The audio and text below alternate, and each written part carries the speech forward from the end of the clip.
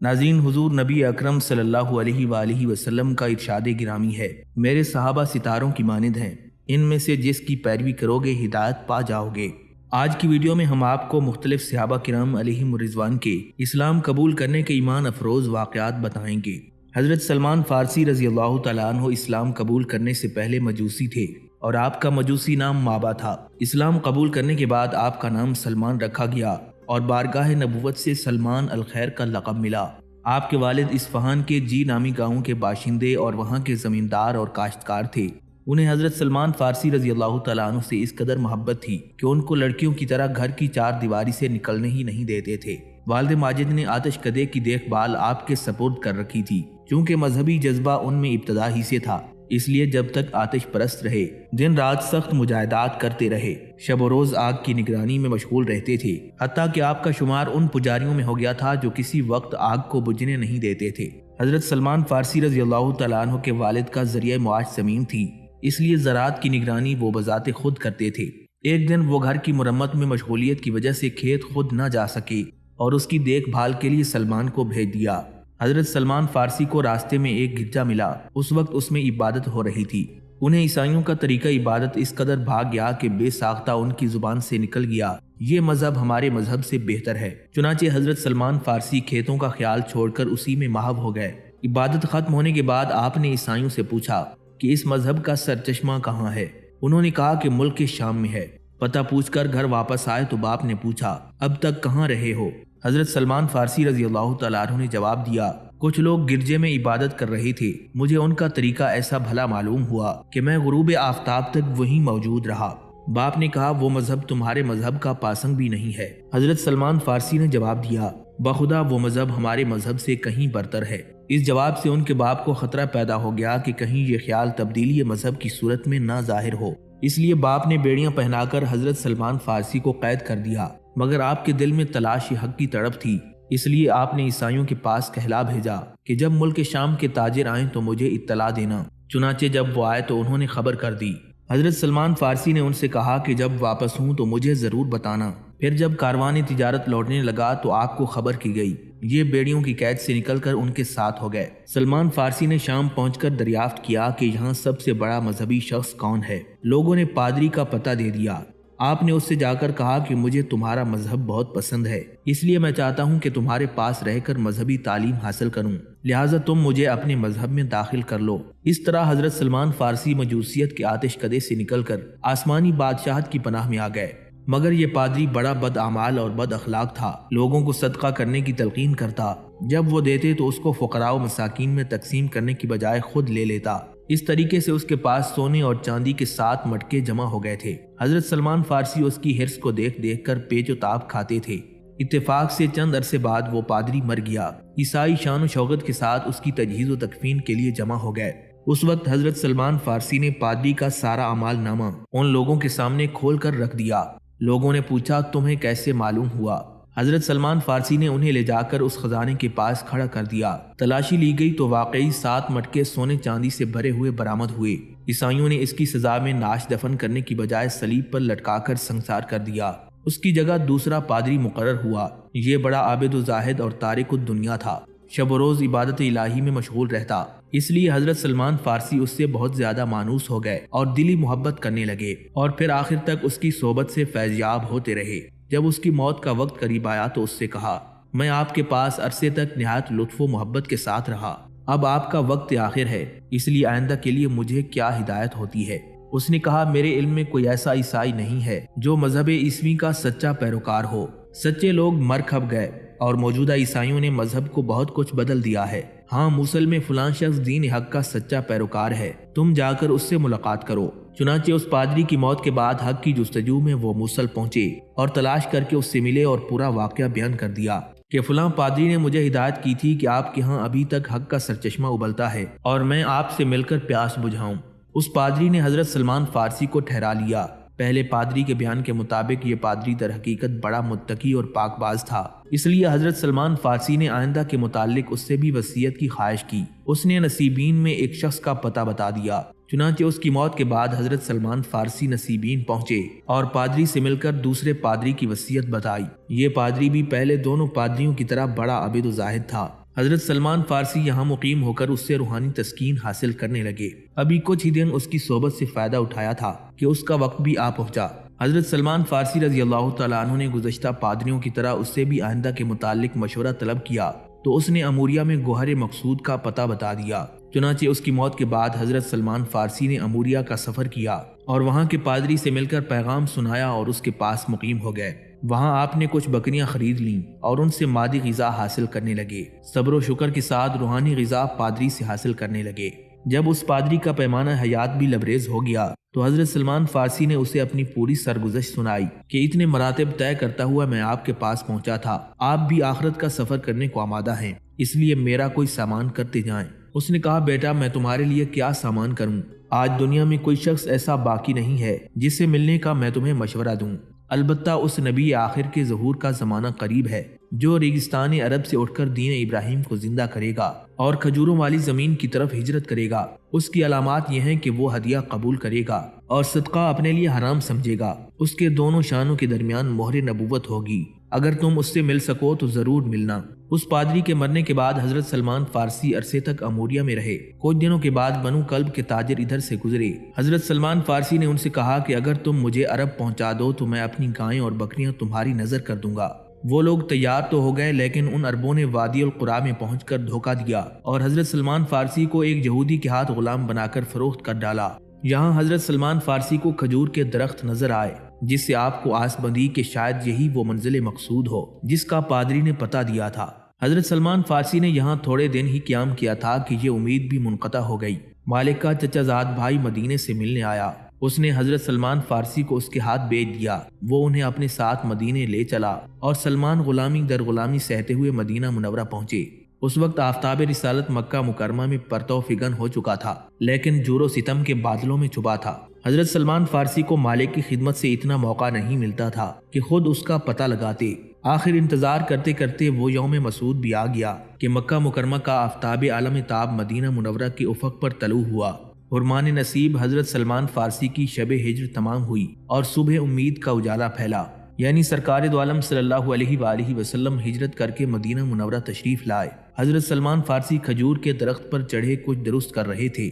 مالک نیچے بیٹھا ہوا تھا کہ اسے چچا زاد بھائی نے آ کر کہا، خدا بنی کیلا کو غارت کرے، سب کے سب قباء میں ایک شخص کے پاس جمع ہو رہے ہیں جو مکہ مکرمہ سے آیا ہے، یہ لوگ اسے نبی سمجھتے ہیں۔ حضرت سلمان فارسی کے کانوں تک اس خبر کا پہنچنا تھا کہ یارائے ضبط نہ رہا، صبر کا دامن چھوٹ گیا، بدن میں سنسناہٹ پیدا ہو گئی اور قریب تھا کہ کھجور کے درخت پر سے فرش زمین پر آ جائیں۔ اسی مدہوشی میں جلد از جلد درخت سے نیچے اترے اور بدحواسی میں بے تحاشا پوچھنے لگے، مجھے بتاؤ تم کیا کہہ رہے ہو؟ مالک نے اس سوال پر گھونسا مار کر ڈانٹا کہ تمہیں اس سے کیا غرض، تم اپنا کام کرو۔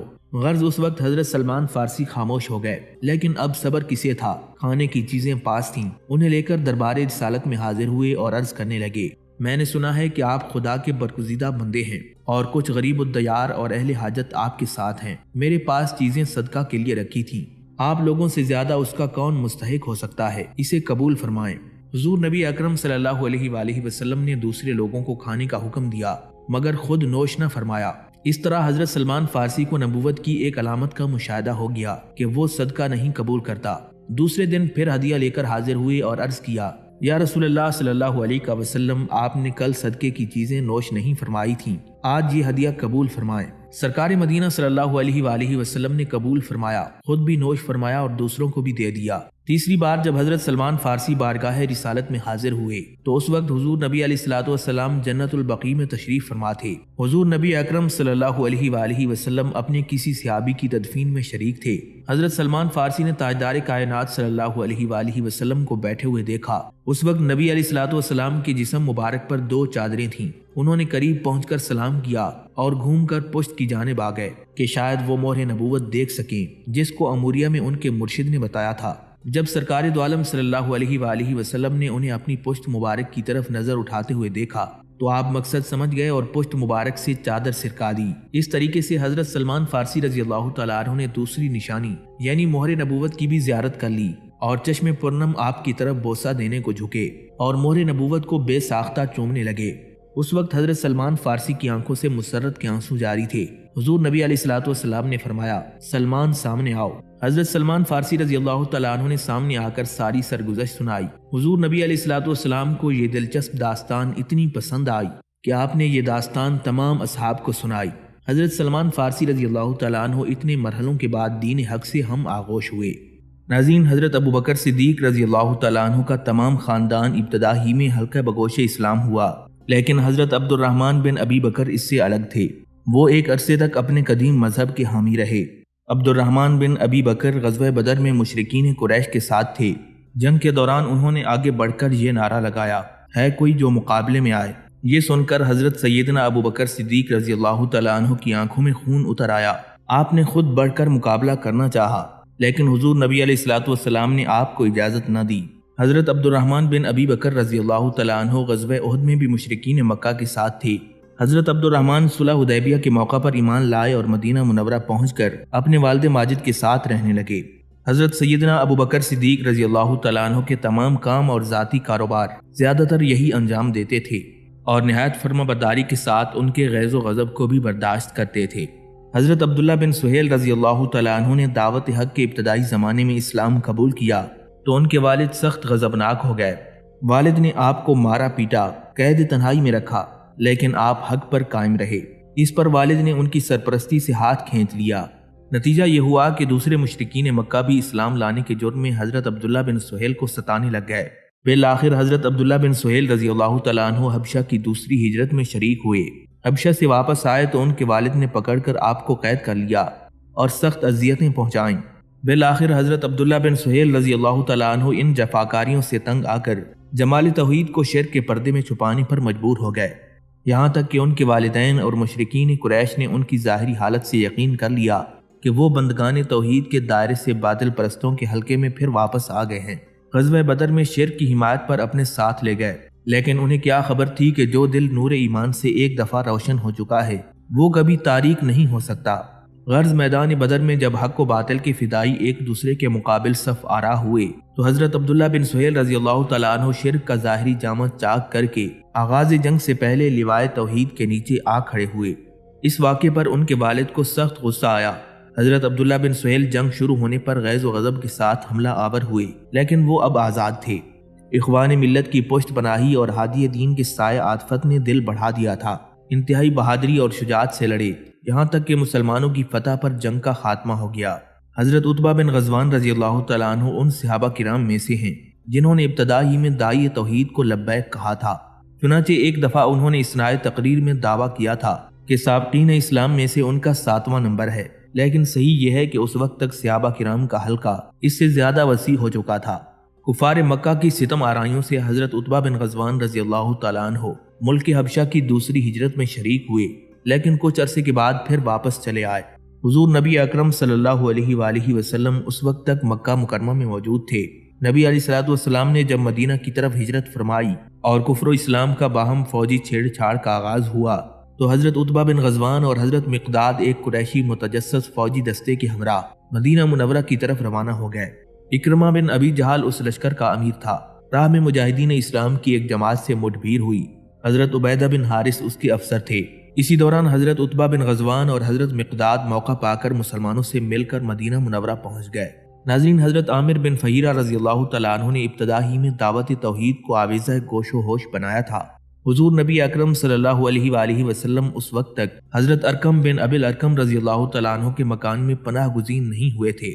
غلامانہ بے بسی کے ساتھ اس حق پسندی نے قدرتاً ان کو سخت سے سخت مصائب میں مبتلا کیا، طرح طرح کی اذیتیں پہنچائی گئیں، لیکن آخری وقت تک استقامت کا دامن ہاتھ سے نہیں چھوٹا، یہاں تک کہ حضرت ابوبکر صدیق رضی اللہ تعالیٰ عنہ کے دست کرم نے حضرت عامر بن فہیرہ رضی اللہ تعالیٰ عنہ کی قید غلامی سے نجات دلائی۔ ہجرت کے موقع پر جب حضور نبی اکرم صلی اللہ علیہ وآلہ وسلم اور حضرت سیدنا ابوبکر صدیق رضی اللہ تعالیٰ عنہ غار ثور میں پوشیدہ ہوئے تو حضرت عامر بن فہیرہ رضی اللہ تعالیٰ عنہ کے متعلق یہ خدمت تھی کہ وہ دن بھر مکہ مکرمہ کی چراگاہ میں حضرت ابوبکر صدیق کی بکریاں چراتے تھے۔ شام کے وقت غار کے پاس آتے جہاں ان کا دودھ دوہ کر استعمال کیا جاتا۔ جب یہ قافلہ غار ثور سے آگے بڑھا تو حضرت ابوبکر صدیق نے ان کو اپنے پیچھے بٹھا لیا اور وہ بھی آپ کے ساتھ ہی مدینہ منورہ پہنچے۔ جس وقت سراقہ نے 100 اونٹ کی لالچ میں حضور نبی علیہ الصلوۃ والسلام اور حضرت ابوبکر صدیق کا تعاقب کیا और उसके घोड़े ने ठोकर खाई, यहाँ तक कि घोड़े के पांव घुटनों तक जमीन में धंस गए। तो उसने हुजूर नबी अलैहिस्सलाम से माजरत की और दरख्वास्त की कि मुझे अमन की तहरीर लिख दें। उस वक्त हजरत आमिर बिन फहीरा रजी अल्लाह तआला अन्हु ने ही चमड़े के एक टुकड़े पर फरमाने अमन लिखा था। नाज़रीन, हजरत अब्दुल्ला बिन जाश रजी अल्लाह तआला अन्हु की वालदा उमैमा अब्दुल मुत्तलिब की साहिबजादी और हुजूर नबी अलैहिस्सलाम की फूफी थीं। इस लिहाज से हजरत अब्दुल्ला बिन जाश रजी अल्लाह तआला अन्हु नबी अलैहिस्सलाम के फूफीजाद भाई थे। हजरत अब्दुल्ला बिन जाश रजी अल्लाह तआला अन्हु ने इब्तदा ही में दाई इस्लाम को लब्बैक कहा था। उस वक्त तक हुजूर नबी अलैहिस्सलाम दार अरकम में क़याम पजीर नहीं हुए थे। कुरैश मक्का के दस्ते जुल्म से ये खानदान भी महफूज नहीं था। हजरत अब्दुल्ला बिन जाश ने 2 मरतबा सरजमीन हबशा की तरफ हिजरत फरमाई। हजरत अब्दुल्ला बिन जाश रजी अल्लाह तआला अन्हु खानदान को फिर मक्का मुकरमा वापस लाए और यहाँ से अपने कबीले के तमाम मेंबरों को, जो सब के सब दायरा इस्लाम में दाखिल हो गए थे, साथ लेकर मदीना मुनव्वरा पहुंचे। हजरत अब्दुल्ला बिन जाश रजी अल्लाह तआला अन्हु ने अपने रिश्तेदारों से इस तरह मक्का मुकरमा खाली कर दिया था कि महल्ले का महल्ला बेरौनक हो गया और बहुत से मकानात मुकफ्फल हो गए। नाज़रीन, हजरत अबू हुज़ैफा रजी अल्लाह तआला अन्हु के वालिद उतबा उन जी असर रोसाए कुरैश में से थे जिन्होंने इस्लाम की मुखालफत में अपनी पूरी ताकत सर्फ कर दी थी। लेकिन इरादा खुदाबंदी में कौन माने हो सकता है। खुद उतबा के लख्त जिगर हजरत अबू हुज़ैफा ने उस वक्त दाई इस्लाम को लब्बैक कहा, जबकि बज़ाहिर इस दावत के कामयाब होने की कोई सूरत नहीं थी और फरजान तौहीद की एक निहायत मुख्तसर जमात कसम परसी के साथ असीर पंजे जुल्म जफा थी। हुजूर नबी अकरम सल्लल्लाहु अलैहि वसल्लम उस वक्त तक दार अरकम में पनाह गुज़ीन नहीं हुए थे। हजरत अबू हुज़ैफा रजी अल्लाह तआला अन्हु सरजमीन हबशा की दोनों हिजरतों में शरीक थे। उनकी बीवी हजरत सैला भी रफीक सफर थी। हबशा से मक्का मुकरमा वापस आए तो यहाँ हिजरत मदीना की तैयारियां हो रही थीं। इस पर हजरत अबू हुज़ैफा अपने गुलाम हजरत सालिम को लेकर मदीना मुनव्वरा पहुंचे। ग़ज़वा बदर में अजीब इबरत अंगेज मंजर था, जबकि एक तरफ से इनके वालिद और दूसरी तरफ से ये दिखाई दे रहे थे। हक्कानियत के जोश ने अपने और बेगाने की तमीज उठा दी थी। उन्होंने अपने वालिद को मुकाबले के लिए ललकारा।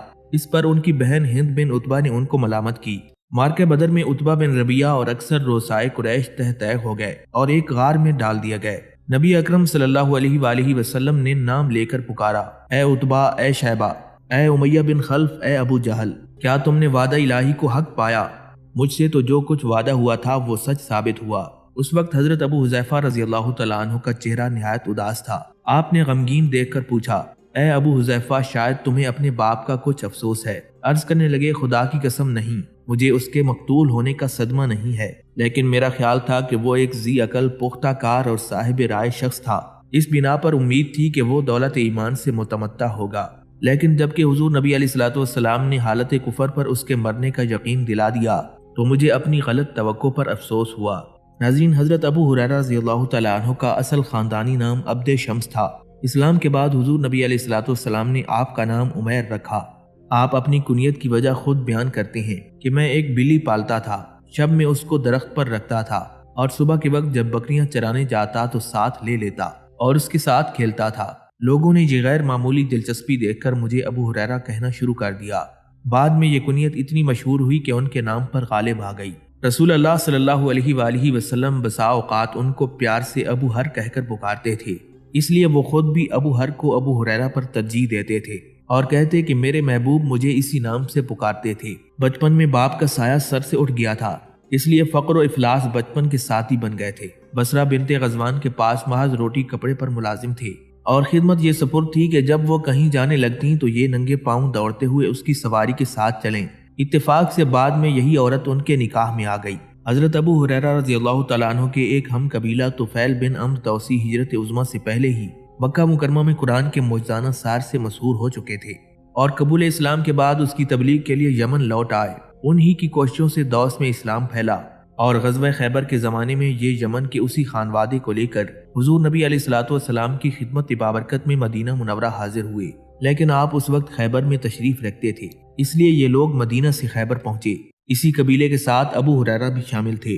खैबर पहुंचकर नबी अलैहिस्सलाम के दस्ते मुबारक पर मुशर्रफ ब इस्लाम हुए। बैत इस्लाम के बाद दामन नबवी से ऐसे वाबस्ता हुए कि मरते दम तक साथ नहीं छोड़ा। हजरत अबू ज़र गफारी रज़ियल्लाहु तआला अन्हु ज़ुहूर इस्लाम से पहले जब सारा अरब जलालत में मुब्तला था, खुदा की परस्तिश करते थे। अबू माशर रावी हैं कि अबू ज़र जाहिलियत ही से मुवाहिद थे, खुदा के सिवा किसी को माबूद नहीं समझते थे और बुतों की पूजा भी नहीं करते थे।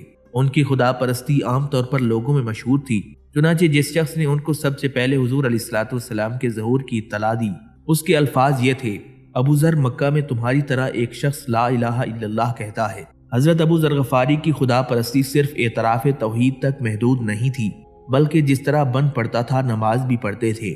चुनाचे वो खुद फरमाते हैं कि मैं नबी अलैहिस्सलाम से मिलने के 3 साल पहले से ही नमाज पढ़ता था। लोगों ने पूछा किसकी नमाज पढ़ते थे? कहने लगे मैं खुदा की नमाज पढ़ता था।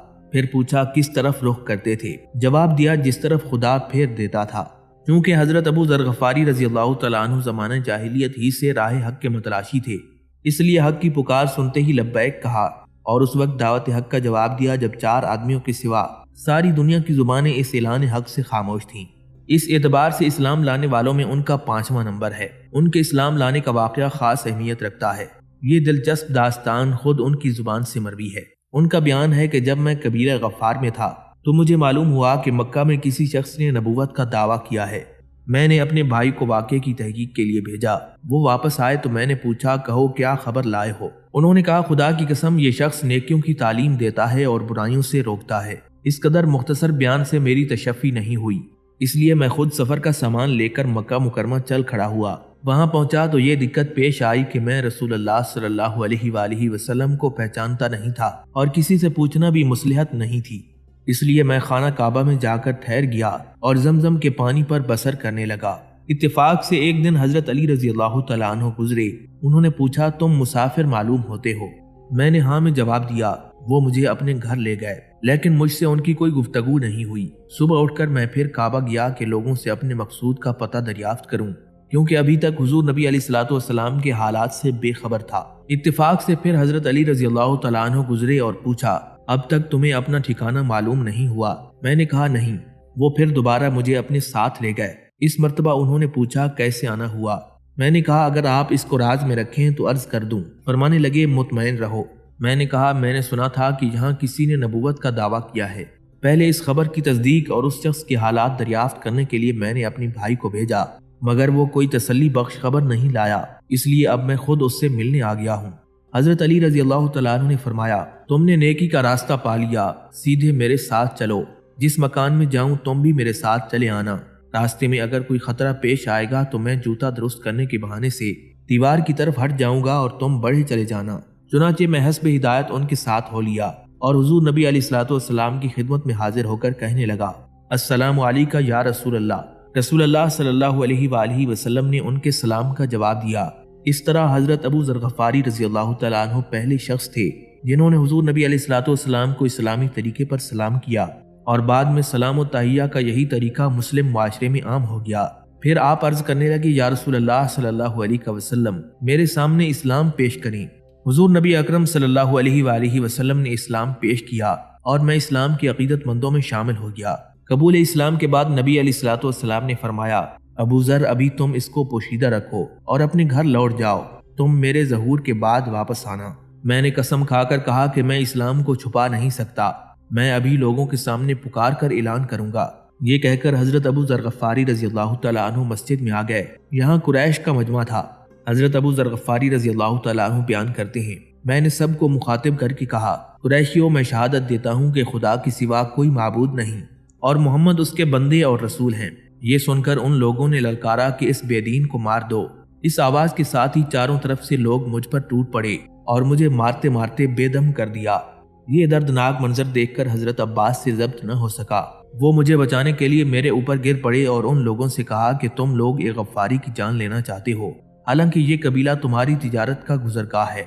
ये सुनकर सब हट गए, लेकिन इस्लाम का वो नशा नहीं था जिसका खुमार कुरैश के गैज़ व गज़ब की तराशी से उतर जाता। दूसरे दिन फिर इस हक़ की जुबान पर इस्लाम का नारा था और फिर वही मस्जिद थी, वही सरदारान कुरैश का मजमा था और वही उनकी सितम आराई थी। कुछ दिन मक्का मुकरमा में क़याम के बाद हुजूर नबी अलैहिस्सलाम ने उन्हें उनके घर वापस कर दिया और फरमाया कि मैं अनकरीब हिजरत करने वाला हूँ, इसलिए बेहतर है कि तुम अपनी कौम में जाकर इस्लाम की तबलीग करो, शायद खुदा उन्हें फ़ायदा बख्शे और सिले में तुम्हें भी अजर मिले। हुक्म मिलने के बाद उन्होंने तैयारी शुरू कर दी और वतन का सफर करने से पहले अपने भाई अनीस से मिले। उन्होंने पूछा क्या करके आए हो? हजरत अबू ज़र गफ़ारी रज़ी अल्लाह तआला अन्हु ने जवाब दिया इतराफ़ सदाकत करके मैंने इस्लाम कबूल कर लिया है। ये सुनकर वो दायरा इस्लाम में दाखिल हो गए। پھر یہ دونوں تیسرے بھائی امنا کے پاس پہنچے، وہ بھی مشرف با اسلام ہو گئے۔ اس کے بعد تینوں بھائی اپنے وطن پہنچے اور دعوت حق میں اپنا وقت صرف کرنے لگے۔ آدھا قبیلہ تو اسی وقت مسلمان ہو گیا اور آدھا ہجرت کے بعد مسلمان ہوا۔ ابو العاص حضرت خدیجہ رضی اللہ تعالیٰ عنہ کے بھانجے تھے، وہ انہیں بہت محبوب رکھتی تھیں اور انہیں اپنا بیٹا تصور کرتی تھیں۔ ابو العاص نہایت مالدار آدمی تھے۔ زمانہ جاہلیت میں ان کا نہایت وسیع تجارتی کاروبار تھا۔ ان کی امانت و دیانت بھی بہت مشہور تھی۔ انہی اوصاف کی وجہ سے حضرت خدیجہ رضی اللہ تعالیٰ عنہ نے حضور علیہ الصلوۃ والسلام سے خواہش کی کہ حضرت سیدہ فاطمہ الزہرا سلام اللہ علیہا کی بڑی بہن حضرت سیدہ زینب رضی اللہ تعالیٰ عنہ کو ان کے ساتھ بیاہ دیا جائے۔ حضور نبی اکرم صلی اللہ علیہ وآلہ وسلم نزول وحی سے پہلے کسی معاملے میں حضرت خدیجہ رضی اللہ تعالیٰ عنہ کی مخالفت نہیں کرتے تھے، اس لیے ان کی خواہش کے مطابق زینب کی شادی ابو العاص سے کر دی گئی۔ حضور نبی اکرم صلی اللہ علیہ وآلہ وسلم کے دعوی نبوت کی سب سے اول تصدیق حضرت خدیجہ رضی اللہ تعالیٰ عنہ نے کی تھی۔ آپ کے ساتھ آپ کی تمام صاحبزادیاں جن میں حضرت زینب بھی شامل تھی نور اسلام سے منور ہوئیں، لیکن زینب کے شوہر ابو العاص اپنے آبائی دین پر قائم رہے، اس لیے جب ہجرت کا حکم ملا تو وہ ہجرت نہ کر سکیں۔ غزوہ بدر میں ابو العاص مشرکین مکہ کے ساتھ تھے اور مشرکین کے شکست کھانے کے بعد وہ بھی دوسرے قیدیوں کے ساتھ گرفتار ہو گئے۔ جن جن لوگوں کے رشتہ دار گرفتار ہوئے تھے وہ سب فدیہ لے کر انہیں چھڑانے کے لیے آئے۔ وہ حضرت زینب رضی اللہ تعالیٰ عنہ مسلمان ہو چکی تھیں اور ابو العاص مشرک تھے، تاہم وہ اب تک شوہر کے ساتھ تھیں اور ان کا دل ان کی محبت سے معمور تھا۔ شوہر کو قید و بند کی حالت میں نہ دیکھ سکیں۔ حضور نبی اکرم صلی اللہ علیہ وآلہ وسلم عام قانون سے انہیں الگ نہیں کر سکتے تھے، اس لیے حضرت زینب رضی اللہ تعالیٰ عنہ نے کچھ نقدی اور ایک ہار جو انہیں مرحومہ ماں نے دیا تھا شوہر کے فدیے میں بھیجا۔ حضور علیہ الصلوۃ والسلام کے سامنے یہ ہار پیش ہوا تو آپ نے پہچان لیا اور حضرت خدیجہ رضی اللہ تعالیٰ عنہ کی یاد میں بے اختیار آنکھوں سے آنسو جاری ہو گئے۔ حضور نبی اکرم صلی اللہ علیہ وآلہ وسلم نے مسلمانوں سے فرمایا، اگر تم لوگ بغیر اس ہار کو لیے ہوئے ابو العاص کو چھوڑ سکتے ہو تو چھوڑ دو اور یہ ہار واپس کر دو۔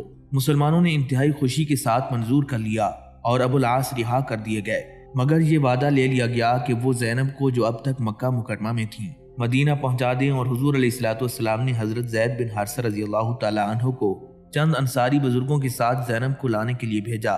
بالآخر بچڑی ہوئی لخت جگر آغوش پدر میں آ گئی۔ ابو العاص رہائی کے بعد پھر اپنے تجارتی مشاغل میں مصروف ہو گئے۔ فتح مکہ سے کچھ دن پہلے قریش کا سامان تجارت لے کر ملک شام گئے۔ وہاں سے واپسی میں راستے میں مسلمانوں نے روک کر ان کا کل سامان چھین لیا۔ جب مسلمان لوٹ گئے تو ابو العاص اپنا مال حاصل کرنے کے لیے خفیہ طور پر حضرت زینب رضی اللہ تعالیٰ عنہ کے پاس پہنچے۔ حضرت زینب رضی اللہ تعالیٰ عنہ کو ان سے اب تک وہی محبت تھی، چنانچہ انہوں نے ان کو اپنے دامن حمایت میں لے لیا۔ صبح کے وقت جب مسلمان نماز پڑھنے کے لیے گئے تو زینب نے بلند آواز سے اعلان کیا، مسلمانوں، میں نے ابو العاص کو پناہ دے دی ہے۔ حضور نبی اکرم صلی اللہ علیہ وآلہ وسلم نے سلام پھیرنے کے بعد فرمایا، لوگوں کیا تم نے کچھ سنا؟ سب نے عرض کیا، جی ہاں۔ حضور نبی اکرم صلی اللہ علیہ وآلہ وسلم نے ان کی بدگمانی دور کرنے کے لیے فرمایا، اس ذات کی قسم جس کے ہاتھ میں محمد کی جان ہے، اس سے پہلے مجھے اس واقعے کا کوئی علم نہیں تھا۔ ابو العاص مسلمانوں سے پناہ کا خواہاں ہے۔ اس کے بعد نبی علیہ الصلوۃ والسلام کاشان اقدس پر تشریف لائے اور حضرت زینب رضی اللہ تعالیٰ عنہ سے فرمایا، جان پدر، اپنے شوہر کی خاطر و مدارت میں کوئی کمی نہ کرو، مگر تم قانون اسلام کی روح سے ان پر حرام ہو۔ حضرت زینب رضی اللہ تعالیٰ عنہ کو یہ ہدایت دے کر پھر آپ باہر تشریف لائے اور مسلمانوں سے فرمایا کہ تم لوگ میری اور ابو العاص کی قرابت سے واقف ہو، ان کا جو مال تمہارے قبضے میں ہے اگر اس کو احسان کر کے واپس کر دو تو زیادہ بہتر ہے، اور اگر واپس نہ کرو تو وہ خدا کا عطیہ اور تمہارا حق ہے، مجھے کوئی اعتراض اور اصرار نہیں ہے۔ اس کے جواب میں سب نے ایک زبان ہو کر عرض کیا، یا رسول اللہ صلی اللہ علیہ وسلم، ہم سارا سامان واپس کرنے کو تیار ہیں۔ چنانچہ ابو العاص کو ان کا کل مال واپس مل گیا اور اس میں کوئی معمولی چیز بھی باقی نہ رہی۔ وہ یہ مال لے کر مکہ مکرمہ گئے اور جن جن لوگوں کا جو سامان تھا سب کو پہنچا دیا۔ حساب و کتاب چکانے کے بعد پوچھا، اب تو کسی کا مال باقی نہیں ہے؟ سب نے کہا، نہیں، خدا تم کو جزائے خیر دے، ہم نے تمہیں وعدہ وفا کرنے والا اور کریم پایا۔ سب کو مطمئن کرنے کے بعد حضرت ابو العاص رضی اللہ تعالیٰ عنہ نے کلمہ شہادت پڑھ کر ببانگ دہل اپنے اسلام کا اعلان کیا اور کہا کہ میں مدینہ ہی میں مسلمان ہو گیا ہوتا، لیکن محض اس خیال سے کہ تم لوگوں کو یہ بدگمانی نہ ہو کہ میں نے تمہارا مال ہضم کرنے کے لیے اسلام قبول کیا ہے، میں اب تک رکا رہا۔ اب جب کہ خدا نے مجھے تمہارے حساب و کتاب اور تمہارے بار سے سب کدوش کر دیا تو اس وقت میں نے اسلام کو ظاہر کر دیا۔ حضرت ابو العاص رضی اللہ تعالیٰ عنہ مکہ مکرمہ میں اعلان کر کے مدینہ واپس آئے اور یہاں باقاعدہ مشرف با اسلام ہوئے۔ ان کے قبول اسلام کے بعد حضور نبی اکرم صلی اللہ علیہ وآلہ وسلم نے حضرت زینب رضی اللہ تعالیٰ عنہ کے ساتھ ان کے نکاح کی تجدید نہیں کی بلکہ گزشتہ نکاح برقرار رکھا، لیکن بعض روایتوں کی روح سے تجدید فرمائی تھی۔ ناظرین، حضرت ابو محذورہ رضی اللہ تعالیٰ عنہ 8 ہجری میں مشرف با اسلام ہوئے۔ ان کے اسلام لانے کا واقعہ یہ ہے کہ ابو محذورہ چند مشرکین کے ساتھ کہیں جا رہے تھے۔ ٹھیک اسی وقت حضور علیہ الصلوۃ والسلام غزوہ حنین سے واپس تشریف لا رہے تھے۔ راستے میں ایک مقام پر منزل ہوئی، مؤذن نبوی نے نماز کے لیے اذان دی۔ ابو محذورہ کے ساتھیوں نے اذان کی آواز سنی تو بطور مذاق ان کی نقل اتارنے لگے۔ ابو محذورہ نے بھی نقل اتاری۔ ان کی آواز نہایت دلکش تھی، اس لیے مذاق میں بھی دلکشی باقی رہی۔ حضور نبی علیہ الصلوۃ والسلام نے آواز سن کر اذان دینے والوں کو بلا بھیجا۔ یہ لوگ آئے تو آپ نے پوچھا، ابھی کس نے بلند آواز سے اذان دی تھی؟ ابو محذورہ کے ساتھیوں نے ان کی طرف اشارہ کر دیا۔ حضور نبی علیہ الصلوۃ والسلام نے سب کو واپس کر دیا اور انہیں روک لیا۔ سرکار دو عالم صلی اللہ علیہ وآلہ وسلم نے ابو محذورہ سے اذان دینے کی فرمائش کر دی۔ ابو محذورہ کو یہ فرمائش بہت گراں گزری، لیکن انہیں انکار کی جرت نہیں تھی۔ ان کو اذان سے پوری واقفیت بھی نہیں تھی، اس لیے نبی علیہ الصلوۃ والسلام نے انہیں بتایا۔ انہوں نے آپ کی زبان سے سن کر اسی کو دہرا دیا۔ زبان نبی کا یہ اعجاز تھا کہ اس مرتبہ اذان دینے میں زبان کے ساتھ دل بھی لا الہ الا اللہ محمد رسول اللہ پکار اٹھا۔ ابو محذورہ جو ابھی چند ساعت پہلے اذان کا مذاق اڑاتے تھے، اسلام کے ہلکا بگوش ہو گئے۔ حضور نبی علیہ الصلوۃ والسلام نے انہیں ایک تھیلی میں تھوڑی سی چاندی مرحمت فرمائی اور ان کی پیشانی سے لے کر ناف تک دست مبارک پھیر کر برکت کی دعا فرمائی۔ یا ابو محذورہ اذان کا مذاق اڑاتے تھے، یا اچانک یہ تبدیلی ہوئی کہ نبی علیہ الصلوۃ والسلام سے درخواست کرنے لگے، یا رسول اللہ صلی اللہ علیہ وسلم، مجھے مکہ مکرمہ میں اذان دینے کی اجازت عطا فرمائیں۔ نبی علیہ الصلوۃ والسلام نے منظور فرما لیا اور حضرت ابو محذورہ رضی اللہ تعالیٰ عنہ اجازت لے کر مکہ مکرمہ چلے گئے۔ اس وقت ان کا دل محبت نبوی سے معمور ہو چکا تھا۔ مکہ مکرمہ جا کر حضور علیہ الصلوۃ والسلام کے عامل عتاب بن اسید کے یہاں اترے اور مستقل اذان دینے کی خدمت انجام دینے لگ گئے۔ فتح مکہ کے بعد حضور نبی علیہ الصلوۃ والسلام نے انہیں مکہ مکرمہ کا مستقل مؤذن بنا دیا۔ حضرت ابو محذورہ رضی اللہ تعالیٰ عنہ مکہ مکرمہ کے مؤذن ہونے کی وجہ سے ہمیشہ یہیں مقیم رہے۔ ناظرین، قبیلہ حدل جو بنو قریظہ کی ایک شاخ تھی، اسی سے حضرت اسید بن سعید رضی اللہ تعالیٰ عنہ کا تعلق تھا۔ حضرت عبداللہ بن سلام رضی اللہ تعالیٰ عنہ بھی اسی قبیلے سے تعلق رکھتے تھے۔ رسول اللہ صلی اللہ علیہ وآلہ وسلم جب مدینہ منورہ تشریف لائے تو آپ نے جن قبائل سے معاہدہ کیا تھا ان میں بنو قریظہ کا قبیلہ بھی شامل تھا۔ معاہدے کی روح سے مسلمان اور یہودی ایک دوسرے کے خلاف کسی جنگ میں شریک نہیں ہو سکتے تھے، لیکن 5 ہجری میں انہوں نے معاہدہ شکنی کی۔ بنو قریظہ کا معاملہ ان کی خواہش کے مطابق حضور نبی علیہ الصلوۃ والسلام نے حضرت سعد بن معاذ کے سپرد کر دیا کہ وہ جو فیصلہ کریں گے اسی کے مطابق عمل کیا جائے گا۔ حضرت سعد بن معاذ رضی اللہ تعالیٰ عنہ نے یہ فیصلہ کیا کہ قبیلے کے جتنے بالغ مرد ہیں وہ سب قتل کر دیے جائیں، عورتیں، بچے اور لونڈی غلام بنا لیے جائیں۔ جب اس فیصلے کی خبر حضرت اسید بن سعید کو ہوئی تو وہ اپنے چند احباب کے ساتھ بنو قریظہ کے پاس گئے اور ان سے کہا، تم لوگوں کو ابن الحیبان کی بات یاد نہیں ہے؟ ابن الحیبان ایک یہودی عالم تھا جو ملک شام سے مدینہ آیا تھا۔ مدینہ کے یہود قحط اور دوسری مصیبتوں کے وقت اس سے دعائیں کراتے تھے۔ جب اس کے انتقال کا وقت آیا تو اس نے یہودیوں کو جمع کیا اور انہیں کہا کہ تمہیں معلوم ہے کہ میں شام جیسی سرسبز و شاداب جگہ چھوڑ کر مدینہ جیسی غیر شاداب جگہ کیوں چلا آیا؟ میں یہاں اس لیے آیا تھا کہ مجھے ایک نبی کا انتظار تھا جو یہاں ہجرت کر کے آئے گا۔ میں اگر زندہ رہتا تو اس کی اتباع کرتا۔ دیکھو تم لوگ اس کی اطاعت سے گریز نہ کرنا، ورنہ یہ اعراض تمہارے قتل کا سبب بنے گا۔ چنانچہ بنو قریظہ نے اس سے وعدہ کیا کہ ہم لوگ ایسا ہی کریں گے۔ حضرت اسید بن سعید فرمانے لگے، اے یہود، اللہ تعالیٰ سے ڈرو اور اس نبی برحق کی اتباع کرو۔ مگر یہودیوں نے اتباع کرنے اور اسلام قبول کرنے سے گریز کیا۔ حضرت اسید نے اپنے چند ساتھیوں کے ساتھ، جن میں ان کے بھائی اسد بن عبید بھی شامل تھے، حضور نبی علیہ الصلوۃ والسلام کی خدمت میں حاضر ہوئے اور اسلام قبول کر لیا۔ اپنے اہل و عیال اور مال و دولت کو اللہ کی حفاظت میں دیکھ کر بچا لیا۔ چنانچہ جب حضرت اسید بن سعید رضی اللہ تعالیٰ عنہ نے اسلام قبول کیا تو یہودیوں نے مختلف طریقوں سے آپ کو ستانا شروع کر دیا۔ اس پر یہ آیت نازل ہوئی، سب اہل کتاب برابر نہیں، ان میں ایک جماعت ہے جو دین پر قائم ہے اور رات کے اوقات میں وہ اللہ کی آیات کی تلاوت کرتی ہے اور وہ نمازی بھی ہیں۔ ناظرین، حضرت بشیر بن معاویہ رضی اللہ تعالیٰ عنہ اسقف پادری کے بھائی تھے۔ اہل نجران کے پاس جب حضور نبی علیہ الصلوۃ والسلام کا نامہ مبارک پہنچا تو انہوں نے ایک وفد آپ کی خدمت میں دریافت حال کے لیے بھیجا۔ یہ وفد مدینہ منورہ سے نجران واپس ہوا तो रास्ते में अस्कफ रईस पादरी ने हुजूर अलैहिस्सलाम के इस नाम मुबारक को पढ़ना शुरू कर दिया। इत्तेफाक से इसी दौरान बशीर की ऊँटनी को ठोकर लगी। इस पर उन्होंने हुजूर अलैहिस्सलाम की शान में कुछ नामुलायम अल्फाज इस्तेमाल किए। अस्कफ ने उन्हें डांटा और कहा कि वो नबी सादिक हैं। हजरत बशीर रजी अल्लाह तआला अन्हु के दिल में ये बात घर कर गई। उन्होंने फरमाया कि जब वो नबी सादिक हैं तो खुदा की कसम जब तक उनकी खिदमत में ना पहुंच जाऊं ऊँटनी का कजावा नहीं खोलूंगा। चुनांचे वो शौक व मोहब्बत में अशार पढ़ते हुए वहां से मदीना वापस हुई और खिदमत नबी में हाजिर होकर इस्लाम कबूल किया और फिर सारी जिंदगी दरबार रिसालत की गुलामी में गुजार दी। एक आदमी हुजूर नबी अलैहिस्सलाम की खिदमत में हाजिर हुआ और उसने पूछा, क्या आप अल्लाह के रसूल हैं? हुजूर नबी अलैहिस्सलाम ने फरमाया, हाँ। फिर उसने पूछा, आप किसको पुकारते हैं? सरकार दो आलम सल्लल्लाहु अलैहि वसल्लम ने फरमाया, मैं अकेले अल्लाह ताला को पुकारता हूँ, जिसकी सिफ्त यह है कि जब तुम्हें कोई नुकसान पहुंचे तो तुम उसको पुकारो तो वो तुम्हारे नुकसान को दूर कर दे। जब तुम पर काट साली आ जाए तो तुम उसको पुकारो तो वो तुम्हारे लिए गल्ला उगा दे।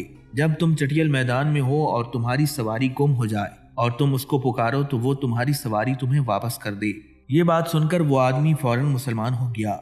फिर उसने अर्ज किया, या रसूलल्लाह सल्लल्लाहु अलैहि वसल्लम, मुझे कुछ वसीयत फरमाएं। हुजूर नबी अलैहिस्सलाम ने फरमाया, किसी चीज को भी गाली न देना। आपकी वसीयत फरमाने के बाद उन्होंने कभी किसी ऊंट या बकरी को गाली नहीं दी। हजरत इब्ने उमर रजी अल्लाह तआला अन्हु फरमाते हैं कि हम एक सफर में हुजूर अलैहिस्सलाम के साथ थे। सामने से एक देहाती आ गया। जब वो नबी अलैहिस्सलाम के करीब पहुंचा तो उससे हुजूर अलैहिस्सलाम ने पूछा, कहाँ का इरादा है? उसने कहा, मैं अपने घर जा रहा हूँ। आपने फरमाया, क्या तुम भली बात लेना चाहते हो? उसने कहा, वो भली बात क्या है? सरकार मदीना सल्लल्लाहु अलैहि वसल्लम ने फरमाया, तुम कलमा शहादत पढ़ लो। उसने कहा, जो आप कह रहे हैं क्या इस पर कोई गवाह है? आपने फरमाया, ये दरख्त गवाह है। चुनांचे हुजूर नबी अकरम सल्लल्लाहु अलैहि वसल्लम ने उस दरख्त को बुलाया और वो दरख्त वादी के किनारे पर मौजूद था। वो दरख्त जमीन को फाड़ता हुआ आपके सामने आ खड़ा हुआ। आपने उससे 3 मरतबा गवाही तलब फरमाई। उसने 3 मरतबा गवाही दी कि हुजूर जैसा फरमा रहे हैं बात वैसे ही है। फिर वो दरख्त अपनी जगह वापस चला गया। वो देहाती अपनी कौम के पास वापस चला गया और जाते हुए उसने हुजूर से अर्ज किया कि अगर मेरी कौम वालों ने मेरी बात मान ली तो मैं उन सब को आपके पास ले आऊंगा, वरना मैं खुद आपके पास वापस आ जाऊंगा और आपके साथ ही रहा करूंगा। मुसन्ना अपने कबीले के मुमताज रईसों में से थे। दावत इस्लाम के आगाज में जब हुजूर नबी अलैहिस्सलाम ने तबलीग इस्लाम के लिए कबाइल अरब में दौरा किया तो हजरत अबू बकर सिद्दीक रजी अल्लाह तआला अन्हु के हमरा मुसन्ना के कबीले बनी शिबान में भी तशरीफ ले गए और कुरान मजीद की ये आयात मुबारक तिलावत फरमाई। कुल तालौ अत्लु मा हर्रम रब्बुकुम अलैकुम, कह दो ए मोहम्मद, आओ मैं तुम्हें पढ़कर बताऊं जो चीजें तुम्हारे रब ने तुम पर हराम की हैं। अल्लाह ताला तुम्हें इंसाफ, एहसान और क़राबतदारों को दाद व दहाश का हुक्म देता है। सरकार दो आलम सल्लल्लाहु अलैहि वसल्लम ने ये आयात पेश करके बनी शिबान को इस्लाम कबूल करने की दावत दी। रुअसाए कबीला में उस वक्त मुसन्ना और हानी वगैरह मौजूद थे। उन सब ने बिल इत्तिफाक कलाम रब्बानी की सार आफरीन बलागत और उसकी तालीम की पाकीज़गी का इतराफ़ किया। मुसन्ना ने कहा, जैसी पाकीज़ा तालीम है वैसा ही पाकीज़ा कलाम भी है। फिर हुजूर नबी अलैहिस्सलाम से मुखातिब हुए, मैंने तुम्हारी गुफ्तगू सुनी, तुम्हारी बातें खूब हैं और तुम्हारा कलाम निहायत हैरत अंगेज है, लेकिन अफसोस कि इस वक्त हम लोग इसको कबूल करने से मजबूर हैं, इसलिए कि हम में और किसरा में मुआहदा है कि हम न किसी जदीद तारीख को कबूल करेंगे और न किसी मुजद्दिद को पनाह देंगे। मुमकिन है जिस चीज को तुम पेश कर रहे हो वो किसरा के खिलाफ हो, इसलिए इस वक्त हम इसे कबूल नहीं कर सकते। इसके लिए अलबत्ता हम तैयार हैं कि अरब के कुर्बो जवार के फरमानुमाओं के मुकाबले में तुम्हारी हिफाजत और इहानत करें। अगरचे मुसन्ना कलाम पाक की सार आफरीनी और उसकी तालीमात से पूरे तौर पर मुतासर हुए, लेकिन तकद्दुम फिल इस्लाम का शर्फ उनके मुकद्दर में नहीं था, इसलिए उस वक्त इस्लाम के शर्फ से महरूम हो गए। हुजूर नबी अलैहिस्सलाम ने उनकी कमजोरी पर उनकी अखलाकी इमदाद कबूल करने से इनकार कर दिया और फरमाया, एतराफ़ हक के बाद उससे इनकार कैसा? खुदा का दीन महज उसका एक शोबा कबूल करने से कबूल नहीं होता जब तक उसे मुकम्मल कबूल न किया जाए। बिल आखिर हजरत मुसन्ना बिन हारिसा ने 6 हिजरी में अपने कबीले के साथ मदीना मुनव्वरा आकर इस्लाम कबूल किया। हजरत मुसन्ना बिन हारिसा रज़ियल्लाहु तआला अन्हु ने आखिरी ज़माने में इस्लाम कबूल किया और इसके चंद ही दिनों बाद रिसालत का बाबरकत ज़माना ख़त्म हो गया। हजरत सैयदना सिद्दीक अकबर रज़ियल्लाहु तआला अन्हु के ज़माना खिलाफत में जब ईरान में सियासी इनकलाबात हुए तो उन्होंने हजरत अबू बकर सिद्दीक रज़ियल्लाहु तआला अन्हु को लिखा कि इस वक्त ईरान की हालत निहायत अबतर है। अंदरूनी इख्तलाफात और इनकलाबात की वजह से उनमें मुदाफ़ियत की कुव्वत नहीं है, اس سے بہتر فوج کشی کا موقع نہیں مل سکتا۔ یہ اطلاع بھیجنے کے بعد خود بھی مدینہ پہنچے اور حضرت ابوبکر صدیق رضی اللہ تعالیٰ عنہ کی خدمت میں حاضر ہو کر عرض کیا کہ اگر اجازت ہو تو میں اپنے قبیلے کو لے کر ایرانیوں کے مقابلے میں نکلوں۔ ان کی مستعدی دیکھ کر حضرت ابوبکر صدیق رضی اللہ تعالیٰ عنہ نے اجازت دے دی۔ مثنہ بن حارثہ نے اجازت تو لے لی، مگر سب سے بڑی دشواری یہ تھی کہ ان کے قبیلے کا بڑا حصہ ابھی اسلام سے بے گانہ تھا۔ حضرت مثنہ بن حارثہ رضی اللہ تعالیٰ عنہ نے پہلے اس کو مشرف با اسلام کیا، قبیلے کو مسلمان بنانے کے بعد اسے ساتھ لے کر ایرانیوں کے مقابلے میں نکلے۔ ناظرین، حضرت واصلہ بن اسقع رضی اللہ تعالیٰ عنہ 9 ہجری میں غزوہ تبوک سے چند دن پہلے قبول اسلام کے ارادے سے مدینہ منورہ آئے اور نبی علیہ الصلوۃ والسلام کی خدمت میں حاضر ہوئے۔ آپ نے فرمایا، جاؤ پانی اور بیر کی پتیوں سے نہاؤ اور زمانہ کفر کے بالوں کو صاف کراؤ۔ یہ کہہ کر حضور علیہ الصلوۃ والسلام نے ان کے سر پر دست شفقت پھیرا۔ ان کے اسلام قبول کرنے کے بعد ہی غزوہ تبوک کی تیاریاں شروع ہو گئیں۔ تمام مجاہدین اپنا اپنا سامان درست کر رہے تھے۔ واصلہ بھی تیاری کے لیے گھر گئے۔ گھر میں کچھ نہیں تھا، اس لیے واپس آ گئے۔ ان کی واپسی تک مجاہدین کا قافلہ روانہ ہو چکا تھا اور ان کی شرکت کی بظاہر کوئی صورت باقی نہیں تھی، لیکن شوق جہاد بےتاب کیے ہوئے تھا۔ چنانچہ انہوں نے مدینہ کی گلیوں میں پھر کر صدا لگانا شروع کر دی، کون مجھے میرے مال غنیمت کے بدلے میں تبوک لے چلتا ہے؟ اتفاق سے ایک انصاری بزرگ بھی باقی رہ گئے تھے۔ انہوں نے کہا، میں لے چلوں گا، کھانا میں دوں گا اور اپنی سواری پر بٹھاؤں گا، خدا کی برکت پر بھروسہ کر کے تیار ہو جاؤ۔ حضرت واصلہ بن اسقع رضی اللہ تعالیٰ عنہ کو تیاری کیا کرنی تھی، فوراً ساتھ ہو گئے۔ انصاری بزرگ نے نہایت حسن سلوک اور شریفانہ طریقے سے انہیں رکھا اور وہ غزوہ تبوک میں شریک ہو گئے۔ لڑائی ختم ہونے کے بعد ان کے مال غنیمت میں سے 6 اونٹنیاں واصلہ کے حصے میں بھی آئیں۔ شرط کے مطابق وہ ان اونٹنیوں کو انصاری بزرگ کے پاس لائے۔ انہوں نے ان اونٹنیوں کی چال ڈھال دیکھنے کے بعد کہا، تمہاری یہ سب اونٹنیاں نہایت اچھی ہیں۔ واصلہ نے کہا، شرط کے مطابق سب حاضر ہیں۔ انصاری بزرگ نے کہا، بھتیجے تمہاری اونٹنیاں تمہیں مبارک ہوں، تم انہیں لے جاؤ، میرا مقصد صرف ثواب آخرت تھا۔ ناظرین، حضرت وائل بن حجر رضی اللہ تعالیٰ عنہ کے والد حجر سلاطین حجر موت میں سے تھے۔ وائل خود حجر موت کے رئیس تھے۔ فتح مکہ کے بعد جب عرب کے مختلف گوشوں کے وفود قبول اسلام کے لیے جوک در جوک مدینہ آنے لگے تو وائل بھی اپنے قبیلے کے ساتھ مدینہ حاضر ہوئے۔ حضور نبی اکرم صلی اللہ علیہ وآلہ وسلم نے ان کے آنے سے پہلے صحابہ کرام کو ان کی آمد کی اطلاع دے دی تھی اور ان کا تعارف بھی کرا دیا تھا کہ وائل بن حجر جو سلاطین حجر موت کی یادگار ہیں، خدا و رسول کے مطیع و فرمانبردار بن کر دور دراز کی مسافت طے کر کے حجر موت سے آ رہے ہیں۔ جب وائل مدینہ پہنچے تو حضور نبی علیہ الصلوۃ والسلام نے ان کے رتبے کے مطابق ان کا استقبال کیا، اپنے قریب ردائے مبارک بچھا کر اس پر بٹھایا، ان کے اور ان کی اولاد کے لیے دعا فرمائی، اے خدا وائل، ان کی اولاد اور اولاد کی اولاد پر برکت نازل فرما اور ان کو سرداران حجر موت کا حاکم بنا۔ اسلام قبول کرنے کے بعد جب وائل واپس جانے لگے تو حضور نبی علیہ الصلوۃ والسلام نے ان کو حجر موت میں زمین کا ایک قطع مرحمت فرمایا اور ان کے بارے میں ایک خط مہاجرین امیہ کے اور دوسرا حجر موت کے روسا اور سرداروں کے نام لکھ کر حوالے کیا۔ چلتے وقت معاویہ کو کچھ دور مشاہد کے لیے بھیجا۔ حضرت وائل سوار تھے اور معاویہ سواری کے ساتھ پیدل چل رہے تھے۔ گرمی کا موسم تھا، تپتی ہوئی ریت پیروں کو جھلسا دیتی تھی۔ معاویہ نے پاؤں جلنے کی شکایت کی تو حضرت وائل رضی اللہ تعالیٰ عنہ نے کہا، سواری کے سائے میں آ جاؤ۔ معاویہ نے کہا، اس سے کچھ نہیں ہوگا، تم مجھے اپنے ساتھ سواری پر بٹھا لے۔ حضرت وائل رضی اللہ تعالیٰ عنہ ابھی نئے اسلام لائے تھے، ان کے دماغ میں ابھی تک نخوت اور رعونت بسی ہوئی تھی۔ جواب دینے لگے، خاموش ہو جاؤ، تم بادشاہ کے ساتھ بیٹھنے کے قابل نہیں ہو۔ ایک مرتبہ حضرت وائل بن حجر رضی اللہ تعالیٰ عنہ امیر معاویہ رضی اللہ تعالیٰ عنہ کے عہد خلافت میں ان کے پاس گئے۔ حضرت امیر معاویہ رضی اللہ تعالیٰ عنہ نے پہچان کر نہایت خندہ پیشانی کے ساتھ ان کا استقبال کیا اور یہ واقعہ یاد دلایا۔ پھر واپسی کے وقت کچھ نقدی اور جاگیر دینا چاہی، مگر وائل نے اسے قبول نہ کیا اور کہا کہ مجھے اس کی ضرورت نہیں ہے۔